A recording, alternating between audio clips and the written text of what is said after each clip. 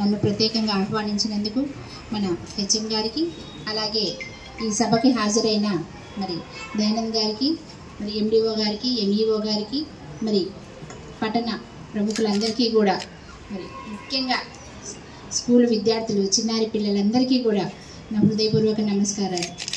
మనందరికీ తెలుసు, నేను నా చిన్నప్పటి నుంచి చూస్తున్నాను.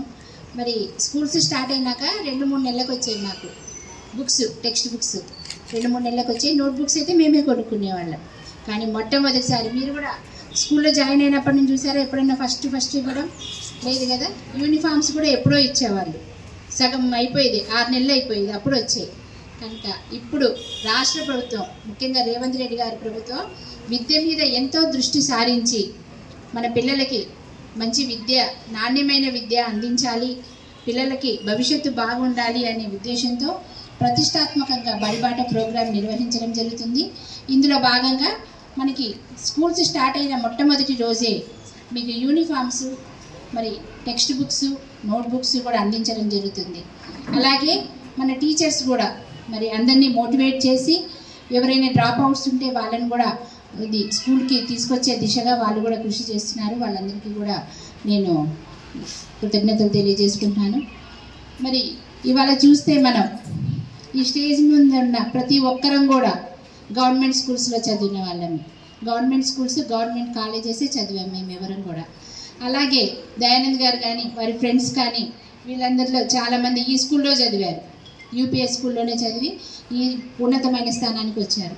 అందుకే ప్రతి సంవత్సరం కూడా మరి స్కూల్కి ఏదో ఒక చేయాలన్న ఉద్దేశంతో ప్రతి సంవత్సరం కూడా మా వంతు సహాయంగా 25,000 రూపాయలు స్కూల్కి అందించి సౌకర్యాల మెరుగుదలకి మేము కృషి చేస్తాం.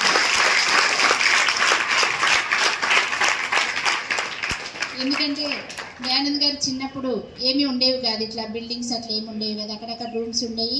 వాళ్ళు ఎవరి గోనె సంచి వాళ్ళు తెచ్చుకొని ఆ మట్టిలో వేసుకొని కూర్చునేవాళ్ళు. అలాంటి పరిస్థితి నుంచి ఇప్పుడు స్కూల్ ఇంత మంచిగా డెవలప్ అయిందంటే మరి గవర్నమెంట్ ఎంత దృష్టి పెట్టింది అనేది మీ అందరూ ఆలోచించుకోవచ్చు. అలాగే ఇంతకుముందు మేము కిలోమీటర్లు నడిచి వెళ్ళేవాళ్ళం, ఎంతో దూరం ఉండేవి మా స్కూల్స్. కానీ మరి ఇప్పుడు మనకి అన్ని ఊళ్ళల్లో మీకు దగ్గరలోనే స్కూల్స్ ఏర్పాటు చేయడం జరిగింది, అవునా కాదా? ఎక్కువ దూరం నడిచే పని లేదు, మరి క్యారియర్లు కట్టుకొని వెళ్ళే పని లేదు. మనకి గవర్నమెంటే మధ్యాహ్నం భోజనం పెడుతున్నారు కదా. మరి మనం ఏం చేయాలి చెప్పండి? ఏం చేయాలి? బాగా చదువుకోవాలి. ఎందుకంటే ప్రైవేట్ స్కూల్స్తో పోలిస్తే మన గవర్నమెంట్ స్కూల్స్లోనే వసతులు ఎక్కువ ఉంటాయి, విశాలమైన ఆవరణలు ఉంటాయి, మంచి ట్రైనింగ్ పొందిన టీచర్స్ ఉంటారు. మనం చేయాల్సిన పని అంతా మరి వాళ్ళు చెప్పేది శ్రద్ధగా విని మరి మంచిగా ఆకలింపు చేసుకొని ఏమైనా డౌట్లు ఉంటే అడిగి మరి మంచిగా చదువుకోవాలి. మన లక్ష్యం ఏదైతే పెట్టుకున్నామో ఒక గోల్ పెట్టుకోవాలి ప్రతి ఒక్కరు కూడా.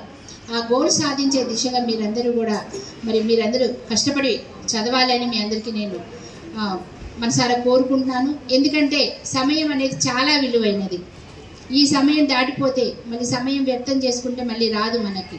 ఎందుకంటే మన తల్లిదండ్రులు ఎంతో మన మీద నమ్మకం పెట్టుకొని మా పిల్లలు మాలాగా ఉండొద్దు. గవర్నమెంట్ స్కూల్స్ వచ్చే వాళ్ళందరూ తెలుసు కదా, మధ్యతరగతి, దిగువ మధ్యతరగతి, కొంచెం పేదరికం పిల్లలే ఎక్కువ వస్తున్నారు, అవునా? మరి మన పేరెంట్స్ ఏమనుకుంటున్నారు?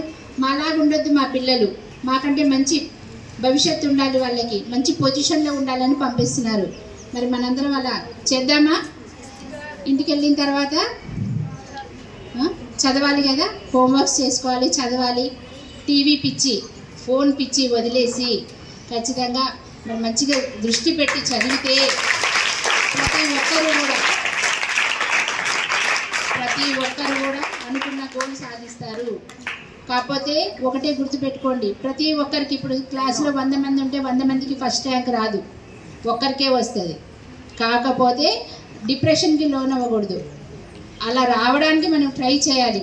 కానీ ఎవరికి ఉండే నాలెడ్జ్ వాళ్ళకే ఉంటుంది కనుక మనం ట్రై చేయడం వరకు మన బాధ్యత. 100కు 100% కష్టపడితే మీరు అనుకున్న లక్ష్యం సాధిస్తారు. ముఖ్యంగా చూస్తే సత్తుపల్లిలో చదువులో చాలా ముందంజ ఉంది. మన జిల్లా మొత్తంలో చూస్తే స్టేట్ ర్యాంక్స్ మన సత్తుపల్లికే వస్తున్నాయి. జూనియర్ కాలేజీలో 3-4కి స్టేట్ ర్యాంక్స్ వచ్చినాయి అమ్మాయిల్లో. కనుక మీరందరూ కూడా వాళ్ళని స్ఫూర్తిగా తీసుకొని చదవాలని నేను మనస్ఫూర్తిగా కోరుకుంటున్నాను. ఇంకొక ముఖ్య విషయం ఏంటంటే, మేము ఎన్నికైన తర్వాత, ఎమ్మెల్యేగా అయిన తర్వాత మెయిన్ ఎడ్యుకేషన్ మీద దృష్టి సారించాము, 2 వైద్యం మీద దృష్టి సారించాము. దానిలో భాగంగా చాలా స్కూల్స్ మేము సందర్శించడం జరిగింది. ఏమేమి లోట్లు ఉన్నాయి, ఏమేమి సౌకర్యాలు కావాలి అని మేము అబ్జర్వ్ చేసి మా వంతు సహాయంగా మేము మరి 1,75,00,000 రూపాయలతోటి మరి హాస్టల్ పిల్లలకి కింద పడుకుంటున్నారు అది చూసి మేము కార్డ్స్, బెడ్స్ వాళ్ళకి ప్రొవైడ్ చేయడం జరిగింది. అలాగే చాలా స్కూల్స్లో మోడ్రన్ టాయిలెట్స్ కానీ, కాంపౌండ్ వాల్ రిపేర్స్ కానీ, ఫెన్సింగ్ కానీ ఇలాంటివన్నీ కూడా వాటికి కూడా మేము నిధులు మంజూరు చేయడం జరిగింది. అలాగే రేవంత్ రెడ్డి గారు కూడా మరి 38 స్కూల్స్కి గాను మరి 1,35,00,000 మంజూరు చేశారు. వాటితోటి మొత్తం అది కూడా అమ్మ ఆదర్శ కమిటీ ద్వారా, అంటే మహిళలకే కమిటీలు ఏర్పాటు చేసి వాళ్ళ ద్వారా పనులు చేపిస్తే వాళ్ళు స్వంతగా, ఎందుకంటే మన పిల్లలు వెళ్తున్న స్కూలు అనేసి వాళ్ళు మంచిగా చేసుకుంటారు, ప్రెమిసెస్ మొత్తం ఆవరణ అంతా మంచిగా చేసుకుంటారు అన్న ఉద్దేశంతో వాళ్ళకి అప్పించడం జరిగింది.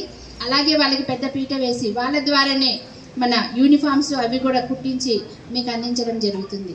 ఈ విధంగా రేవంత్ రెడ్డి గారి ప్రభుత్వం ఎంతో మీ మీద ఆశలు పెట్టుకున్నాం మేమందరం కూడా, మా పిల్లలు బాగుండాలి, మంచిగా చదువుకోవాలని. మరి మీరు కూడా ఆశయం నెరవేరుస్తారు కదా? ఓకే.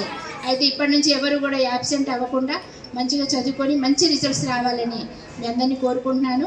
అలాగే మన హెచ్ఎం గారు ఇప్పుడే చెప్పారు, మన స్కూల్ నుంచి 2 మెరిట్ స్కాలర్షిప్స్ కూడా వచ్చాయని. మరి ఆ 2 కూడా కంగ్రాట్స్ చెప్తూ, మరి భవిష్యత్తులో నెక్స్ట్ ఇయర్ ఇంకా చాలామంది ఆ స్కాలర్షిప్ తెచ్చుకోవాలని నేను మరి మనసారా కోరుకుంటూ ఈ అవకాశం ఇచ్చినందుకు మరి ఒకసారి అందరికీ కృతజ్ఞతలు చేశారు. ఫిక్స్డ్ డిపాజిట్ చేసి దీంతో వచ్చే అమౌంట్ తోటి మీకు ప్రతి సంవత్సరం స్కాలర్షిప్స్